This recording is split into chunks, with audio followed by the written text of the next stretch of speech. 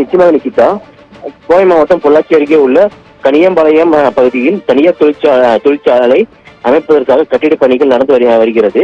இந்த கட்டிட பணியில் 60க்கும் மேற்பட்ட வட மாநில தொழிலாளர்கள் மற்றும் உள்ளூர் தொழிலாளர்கள் என மொத்தம் 60க்கும் மேற்பட்டோர் பணி செய்து வருகின்றனர். இந்நிலையில் இந்த தனியார் தொழிற்சாலையில் தற்போது சுற்றி சுவர் கட்டிடம் பணி நடைபெற்று வந்த நிலையில் திடீரென மதில் சுவர் எதிர்பார்த்த இடிந்து விழுந்துள்ளது.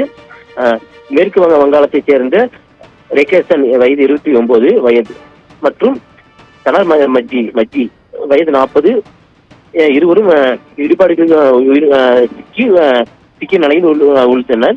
சம்பவ இடத்தில் அருகே உள்ள பொதுமக்கள் சம்பவம் குறித்து காவல்துறையினருக்கு தகவல் தெரிவித்த நிலையில் சம்பவ இடத்திற்கு வந்த காவல்துறை மற்றும் மீட்பு பணியினர் இந்த இடிபாடில் சிக்கியுள்ள அனைவரையுமே மீட்டுள்ளனர். இந்த சம்பவ இடத்திலேயே பாத்தீங்கன்னா ரகேசன் வயது 29, மனோஜ் வயது 40 இருவருமே சம்பவ இடத்திலேயே இறந்துள்ளனர்.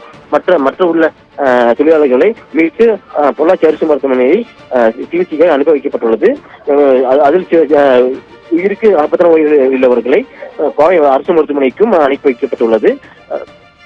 கீதா.